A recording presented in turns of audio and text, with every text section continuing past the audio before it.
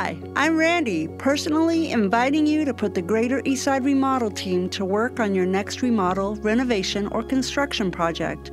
Always above and beyond, it's our promise to you at greatereastsideremodel.com.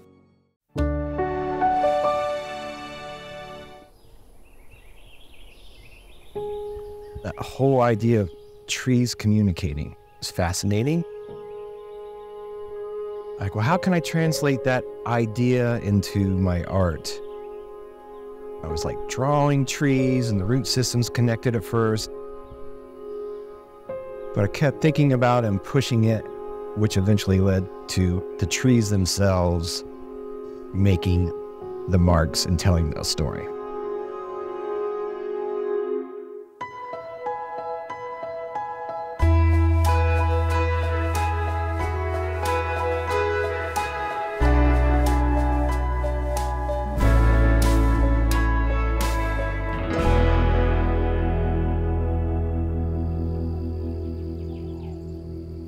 When you're driving on Interstate 5, the drop into Skagit Valley feels like a seismic shift.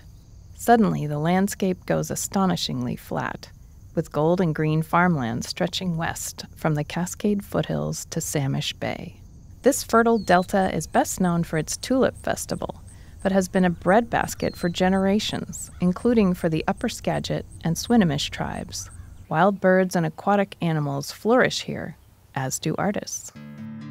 I dipped into the valley to visit Todd Horton, whose inventive art experiments reflect the tide flats and fields, winding rivers, and cool woods where he lives. His latest artistic endeavor is called Topographia, from the Greek meaning writing about place. And in this case, the surrounding trees and tides are doing the writing, with a series of drawing devices Horton constructed from simple materials, which he affixes to branches and river pilings. In a solo show at Perry and Carlson Gallery in Mount Vernon, these minimalist works have a starry mystery to them.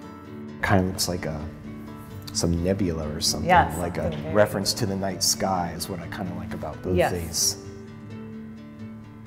And there's all this symbolism with trees, right, and old stories and myths around the world where the trees connect the earth to the sky. They're like these pillars, they uphold the whole cosmic order. So I like that reference back of suggesting stars in the night sky from the tree markings. I went with Horton to several of the places he's making his Topographia Index. First at a shipping container studio located on an acreage that backs up to the Samish River. A prominent eagle's nest is perched in a small grove of trees on the premises, a favorite spot for birdwatchers. Also in these trees, one of Horton's drawing devices, made from wires, wood, and a large chunk of graphite.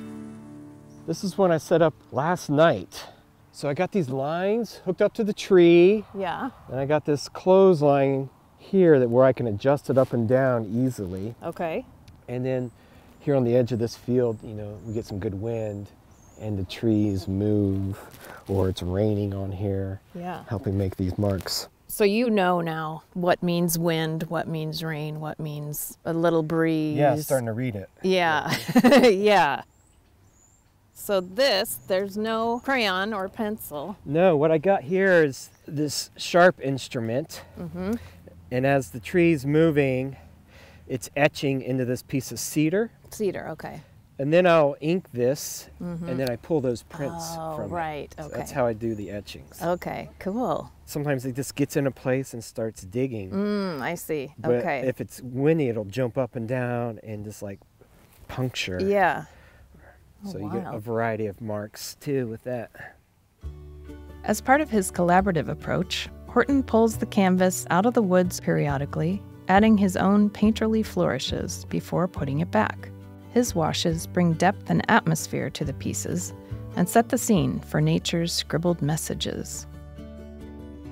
Surrounded by waterways, Horton wanted to hear what the rivers had to say too. So he created a new invention, tidal drawing devices, made from charred wood and plumbing supplies, and set them up at a bend in the Samish River. As the tide rises and falls, the charcoal marks the passage of time. The silt, sediment, and pollutants add to the story. But yeah, these are some pretty nice marks on here. Not washing away yet. Yeah. And so they definitely have already been covered Yeah, several you times. see how high it's gone? Yeah. So as the tide comes in today? Yeah. Did you start with the tree paintings and then move to the river, or vice versa? Yeah, with the trees. I was working on that for a couple years. Like, oh, how can I use the river, and especially the tides? How can I make some art with that? And then I got this idea about trying to record the emotional response of the river to the world around it, and it all led to this. And so what do you see as an emotional response here? I think the river's stressed. When you moved here, did you picture yourself standing out in a river putting logs around a piling to make art? No, not at all. I came from living in big cities. I would never imagine living in West Edison, population 8. Yeah. Doing art like this, you know, like this is so unforeseen. The longer I'm out in a place like this, I know it's definitely changed how I make art.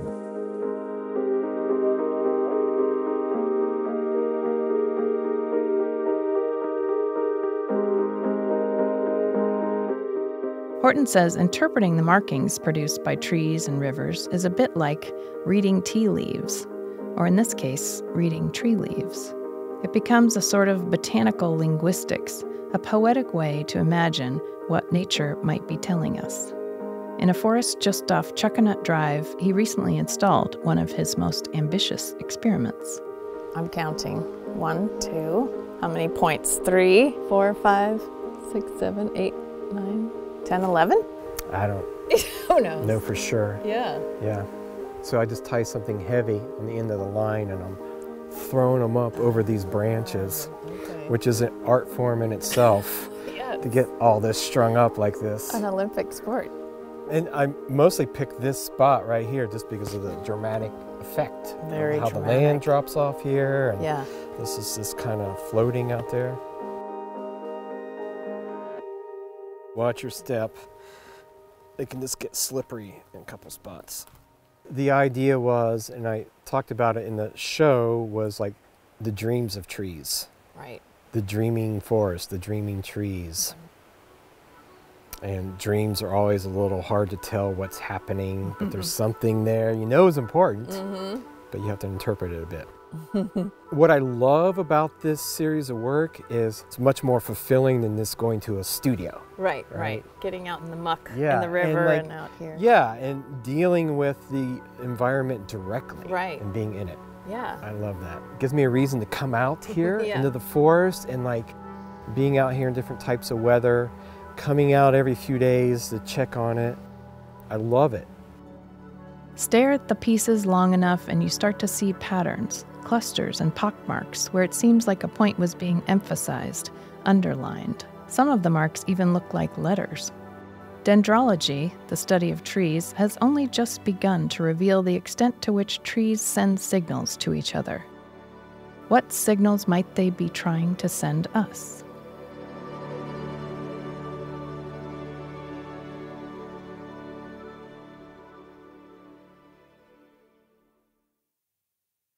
Art by Northwest was made possible in part with the support of Greater Eastside Remodel.